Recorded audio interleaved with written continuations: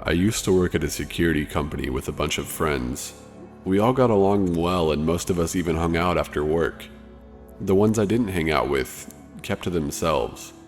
There were two brothers that worked nights with me, and they were their own little group. They were new to the company and would have many conversations about their guns. Bill was the older brother and Luke was the younger brother. After hearing Luke and Bill talk about target shooting so much, I developed an interest. I don't own a single firearm, but my roommate owns several. I mentioned at work one night that I was going shooting in the morning with my roommate and I needed a good place to go. Well, the two brothers pointed out a spot on Google Earth for me and said it was great and they have shot up there once before. It was 45 minutes away and higher up in the mountains. I knew the spot precisely due to a single image posted to the coordinates on Google Earth with used shotgun shells covering the ground. I decided that was a good spot as any and told my roommate Don where to drive us. We arrived the next morning at 10 a.m. and parked at the top of the hill. We saw our spot about 150 yards away in a clearing down in the valley and began hiking down. On a quick side note, I wear this very bright neon yellow hooded sweatshirt at work and during the winter. I am also a pretty large guy. Being big and brightly colored makes you very visible from very far away. I've seen hunters using bright colors to avoid accidentally getting shot by other hunters, so I decided to wear my trademark bright hoodie on our little hike. We made it a quarter way down the hill and I see a group of fellow target shooters at our desired spot. These were the only other people we had seen in 30 minutes. Our spot is taken. Lame, I said. And the second I said lame, that's when shit hits the fan. We're on the side of the mountain walking down towards them and the rounds start flying. This group was shooting at us. Don and I were targets for about 3 guns and we didn't have any immediate cover. I see Don running across the mountain, strafing the shooters. I see what he was running for. It was a small plateau about 20 yards next to us. The sounds of bullets flying inches away from my ears is a sound I will never forget. Movies do not do the sound justice at all, not even close. I still get chills thinking about it right now. The vibration and rotation of the bullets chilled my bones. It's not a sound I want to ever hear again. It made everything go slow-mo and very clear. My adrenaline was kicking in. We made it to cover and hit the dirt. We were pinned down, but we had cover now. I had to have heard at least 100 rounds pass just over the lip of the plateau. I heard a pistol, a rifle, and a shotgun. I know I did. The trees, boulders, and mountainside were being hammered by rounds after round. If we sat up from our cover, we'd have been shot in the face. These people were shooting up a hill towards a road. They had their backs to their paper targets.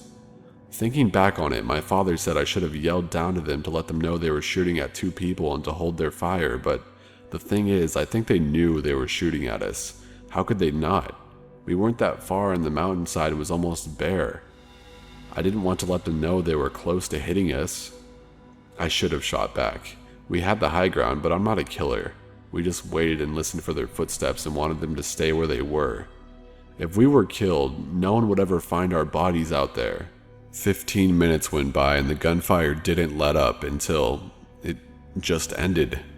The mountain was quiet again. After 5 more minutes of silence, we checked down the hill. They were gone. We had our guns ready as we scanned the valley down below, and nothing. No more guys, no vehicle, just their garbage left behind. We decided this was a great time to get the hell out of the hills. We made it back to our car and back to our house faster than ever. When I went back to work the next shift, I told this story to everyone.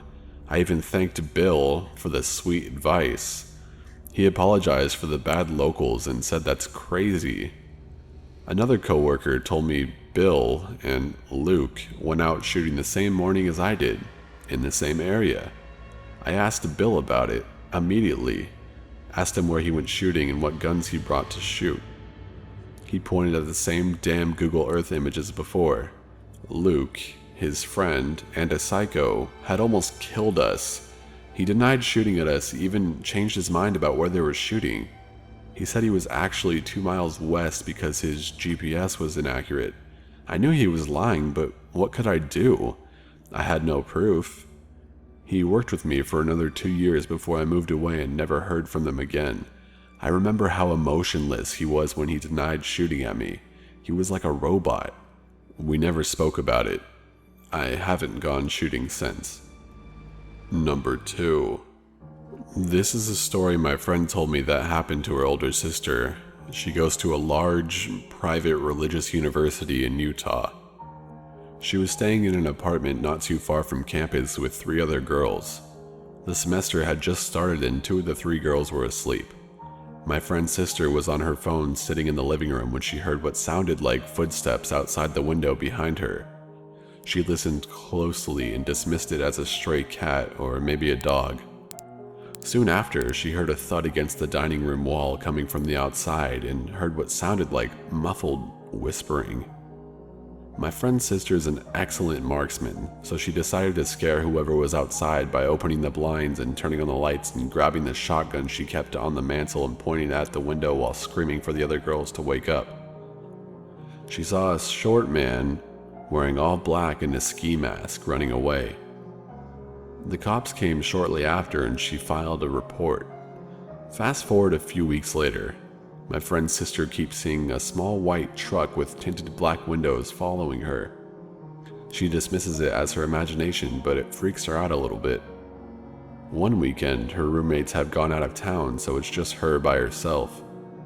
Right as she's trying to fall asleep, she hears a pounding at her door.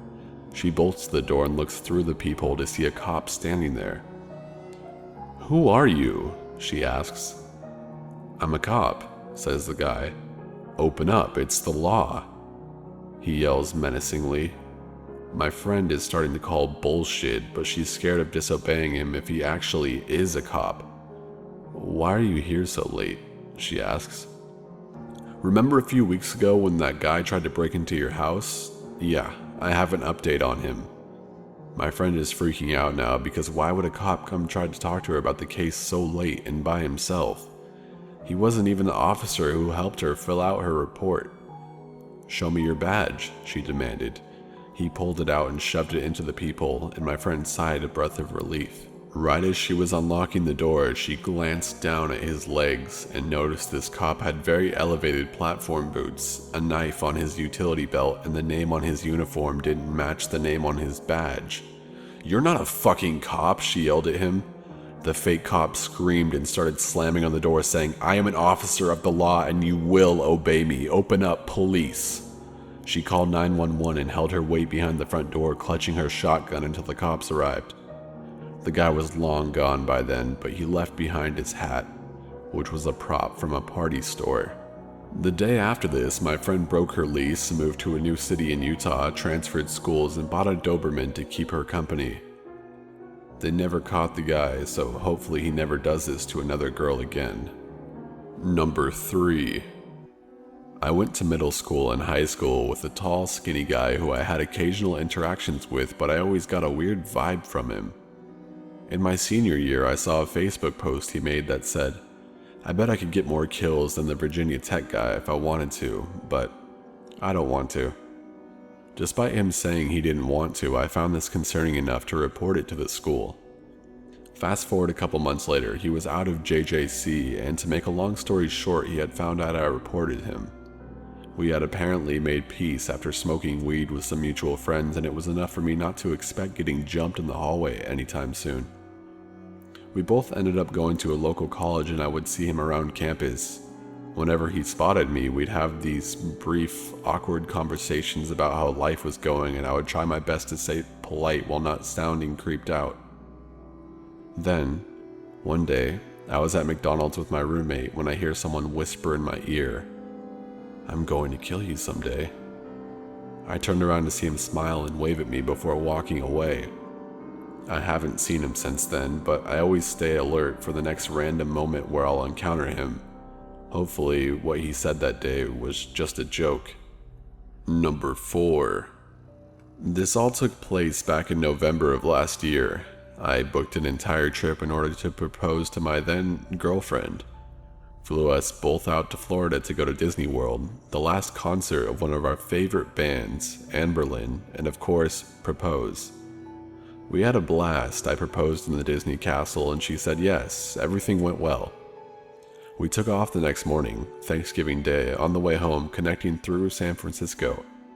About 30 minutes into the flight, the captain comes on the intercom and announces that one of the engines wasn't depressurizing properly.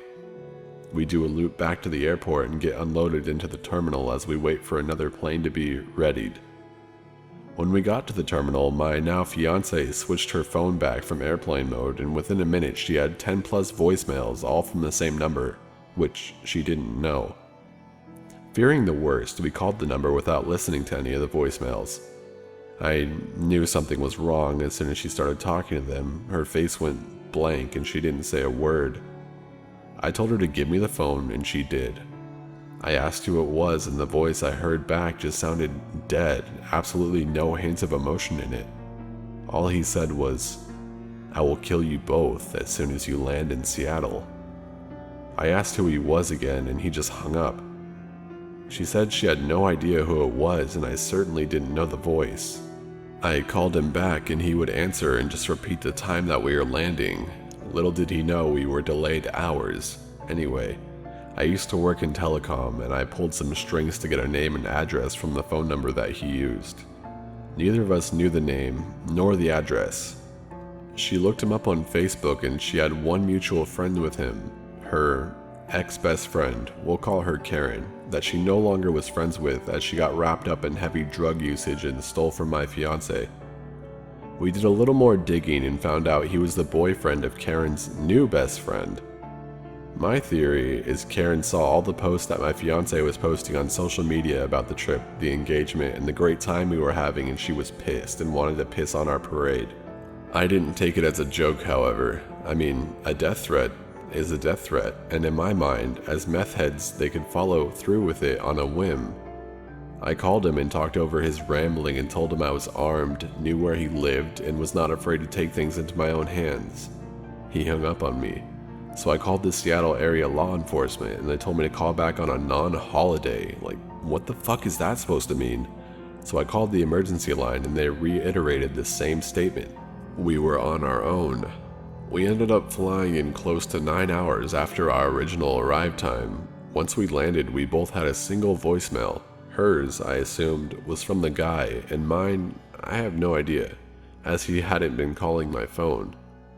My voicemail was from my dad, who said he had gotten a call from my neighbors saying that my mailbox had been destroyed. It looked like it had been hit by a car and the mail was stolen from it. Her voicemail, however, was the guy screaming, "Where were you? How dare you?" and plenty of other threats and random yelling. I drove home and dropped off my fiancée at her house, insisting she not come with me to my place in case there was someone still there. They threw a brick through my window with an old picture of my fiancé and Karen attached to it. I tried calling him, but to no answer. I went to bed after covering up the windows with a tarp and making sure my fiancé was okay. I filed a police report the next day. They said I couldn't do anything without seeing them on my property. We blocked everyone involved on social medias and went about our lives. I didn't hear from him for 3 weeks when he sent me a picture of my fiancé working. I immediately called her and told her to go to the back of her work, a bubble tea shop. I then called mall security and explained the situation, but by the time they got to the food court where the picture was taken, he was gone. At this point, I was done messing around. I knew his address and swung by and dropped off a note attached to a critical defense .40 bullet, saying, "This is your last chance to leave her alone. This is your only warning. It's been almost 9 months now, and I haven't heard a word or seen him again. But for both of our sakes, I sincerely hope not to meet you, Tyler."